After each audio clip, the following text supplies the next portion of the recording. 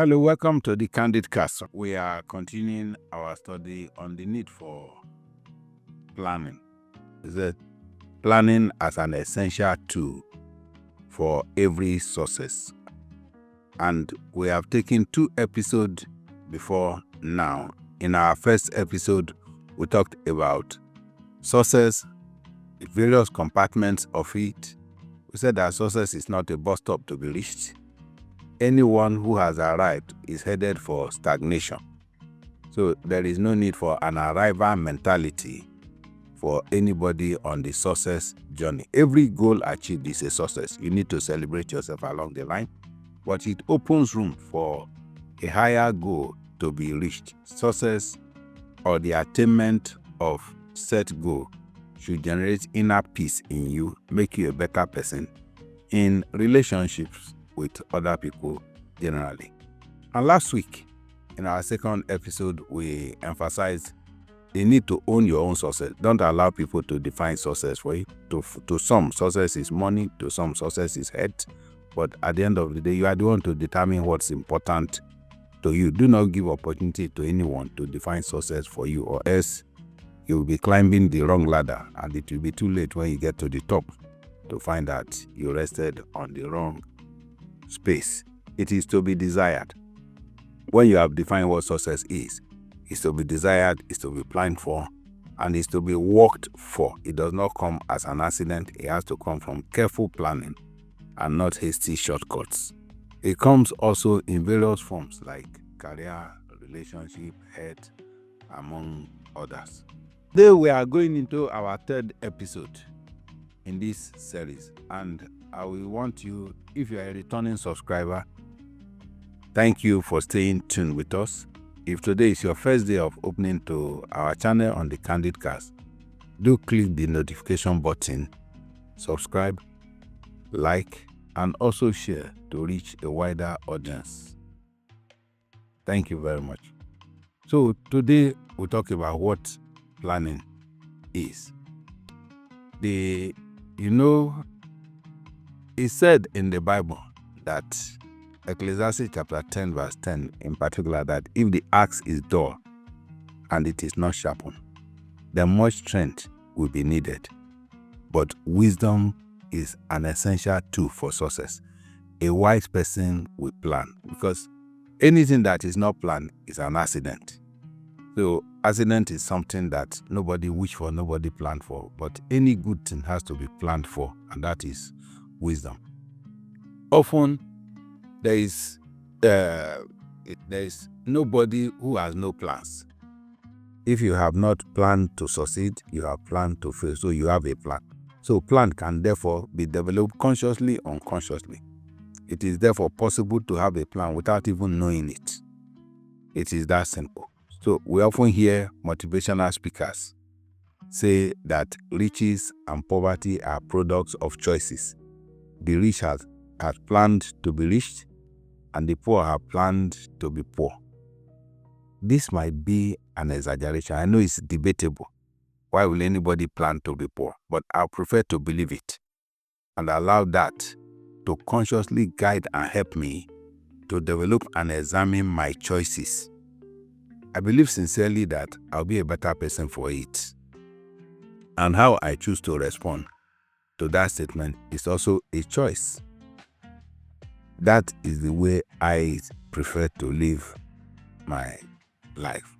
So planning in the strict sense of it is a process. It's not an act of setting, a process of setting objectives, defining strategies, outlining tasks that you desire to achieve. So outlining specific goals. It includes, in that process, analyzing current situations and circumstances, predicting future conditions, and determining the best course of action towards achieving the set goals. So let's look at setting goals as an element of planning. That is defining an end. By this, I mean establishing objectives. What do I really want to achieve? So many people don't know what they want out of life. What do I want to achieve? you define targets, you outline your aspirations, you create benchmarks, how to get there. So when you're on the road, you're able to understand that you're actually on the road to it. You are getting nearer to a defined goal. I recall when there was liberalization of the banking sector in Nigeria towards the end of the 80s. By 1990, that thing became operational and new banks came up everywhere. The new bank came to challenge the existing big four, as they were called at that time.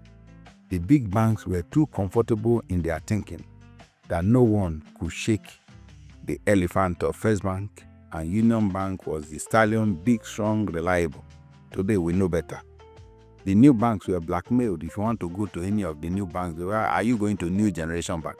They were simply referred to as, all lumped together as New Generation Bank. It was a matter of time that the big four were all drowned by the so-called New Generation that came up with clear goals of what they wanted and where they were going. As it is with banks, it is with individuals and any organization.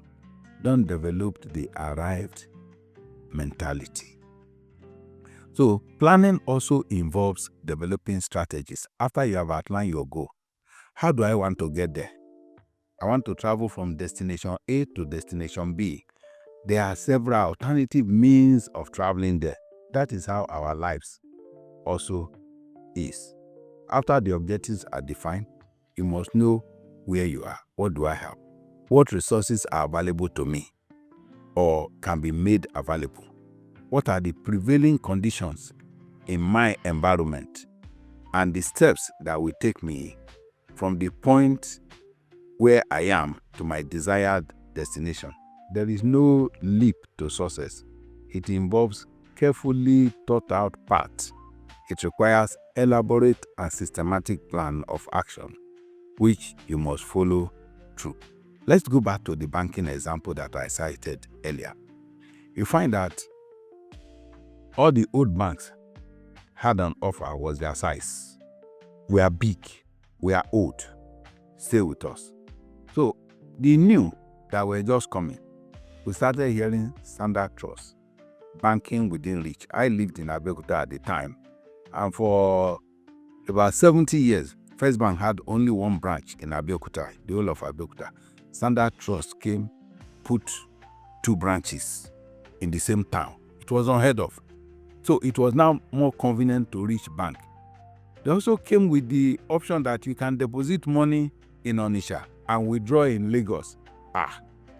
Those were things we never heard of before. So the movement of cash, you can deposit money in one place and withdraw in another. That killed the risk of cash movement. They had something they were offering. These are strategies for growth. Why will I not go to the place where I can drop money in Onitsha and withdraw in Lagos instead of moving with my cash and risking it on the road? Another bank came up with, won't you rather bank with us? They had a lot of advantages they were offering, and yet another one said, in your best interest. Credit processes were simplified. It became easier to borrow money. Carrying of sleeping mat to bank was ended by the introduction of the 3 minutes banking. You could withdraw your money within 3 minutes. A lot of changes came. These were strategies that came up to grow the banking sector.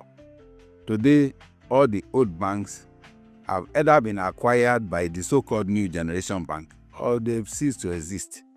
So, planning will also require outlining tasks and schedule to achieve those goals. They have said you have your goals, you have the strategies. Inside the strategies, there are tasks which you must break down.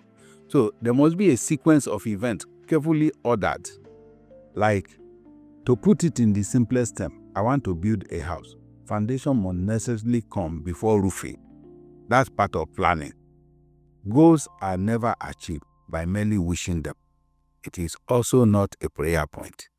If we must end hunger, we need to produce more food. That's the only way to go. So the order of things: goal to end hunger. What is the process? Go produce food. And all the steps that it takes to produce food will help us to end hunger. It involves identifying the steps needed to reach a desired outcome, evaluating resources, and anticipating potential challenges. I like the way Jesus put it in the Bible when he said, "Who will start building a tower without sitting down to count the cost?" That's planning. So counting the cost, whether he has enough to finish it or not. If he starts without taking this step, he gets stranded and becomes a laughing stock for other people. Nobody set out to do a project with a view to stop him midway and making himself a laughing stock. But if you don't plan, that could be a lot. So planning can be effective or ineffective. So we now look at what makes up effective planning. When can we say planning is effective? A plan can be said to be effective if it delivers the following elements. We look at 3 elements that we expect from an effective planning. It must help organization or individual to make informed decision. That's the essence of planning. Planning is to anticipate the future. We know what we want. That's the goal we have set. We have created steps to getting there. Then if I want promotion at work, for example, a decision to improve my skills can be an informed decision. What do I do to improve my skill? Upgrading my diligence at work is an informed decision. I want to be the first to get to work. When they say work starts 7, nobody will say I came 7:05. I'll be there on time. And I'll put in not just the minimum, go the extra mile to get the job done. Those are informed decisions towards what I actually want. Number 2, planning helps us to prioritize. If it's effective, it must help us to prioritize activities in an orderly sequence, like the example I gave earlier on the foundation and the roofing of a building. If I have money to celebrate an occasion, it could be my birthday, it could be a wedding ceremony, it could be a wedding anniversary, or whatever I want to celebrate. It is good to celebrate. I'm not criticizing celebration. But if I use the money, I have money to celebrate, then I have options. I may use that money to celebrate now and put paid to any celebration in future. I may invest that money and use the interest or profit that comes from it to celebrate every year for the rest of my life. So if I have plan, it is possible the same money will help me to celebrate every subsequent year.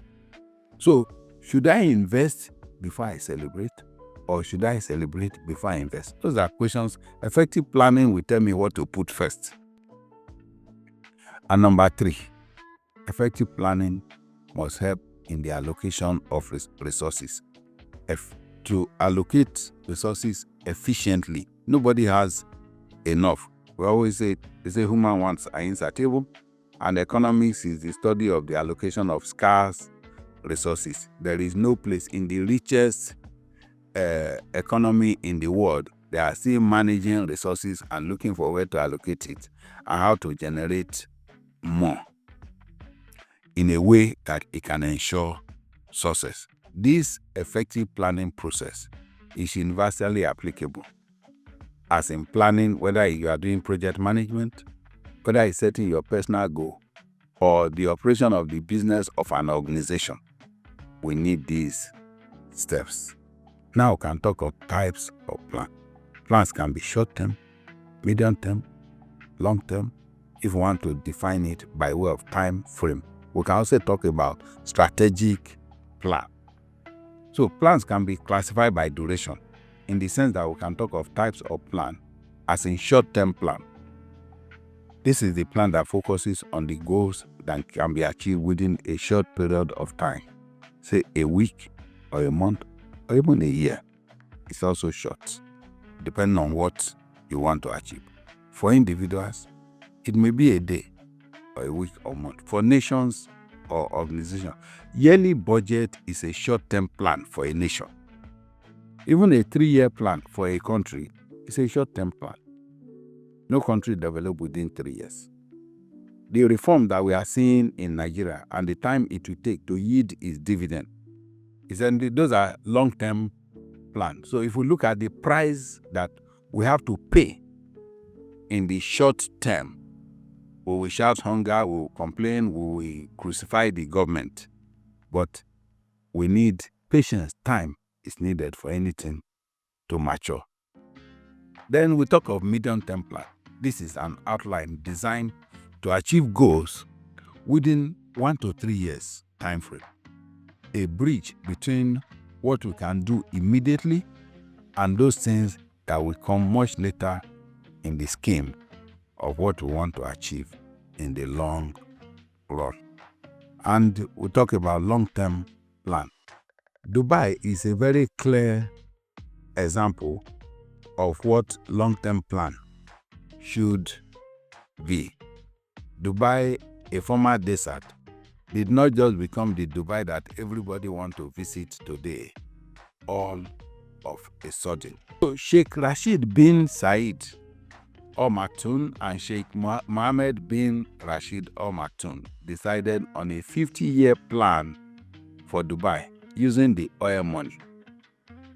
Has Nigeria made as much money in 50 years from oil? The answer is yes. While they were planning where they will be in 50 years, we were announcing to the whole world that we had so much money in Nigeria, and the problem was that we had nothing to do with it. This is the first country under heaven that had more money than it needed because we had no plan for the money. The money just came. It was sudden when oil was discovered, and there was money everywhere, much more than we ever imagined. And we didn't think of what to do with it. I remember my political science lecturer telling me that Nigeria lost the opportunity to colonize West Africa. At that time, we were shouting we had too much money. It was a time we should have established refinery in every country of West Africa and run crude oil pipes to them so that the entire fuel consumption every day would be foreign currency flowing back to Nigeria. So we can also talk of plan as strategic. This has nothing to do with time frame. It could be short, it could be middle, it could be long, but application of strategy, how you want to achieve it. Strategic plan is the management system used to set priorities, focus energy and resources, strengthen operations to ensure that all stakeholders are working towards a common goal. All energies are channeled towards intended outcome. So we are not spread too thinly. We are discussing the unfortunate loss of lives in the well-intentioned distribution of food at Christmas. The friend mentioned that each time Jesus had so many people to feed, they never started serving until they were made to sit in groups of manageable number. Say, get them to sit down. That's a strategy. You don't get anything while standing. Everybody must be seated. Sit down in group of 5. Sit down in group of 10. And your food will get to you where you are sitting. If that was done, those deaths, needless deaths, would not have taken place. It's all about strategic planning. People had all the good intentions, but the planning failed. So this is where we'll be drawing the curtain on the Candid Cast today. I'll say thank you for staying tuned. God bless.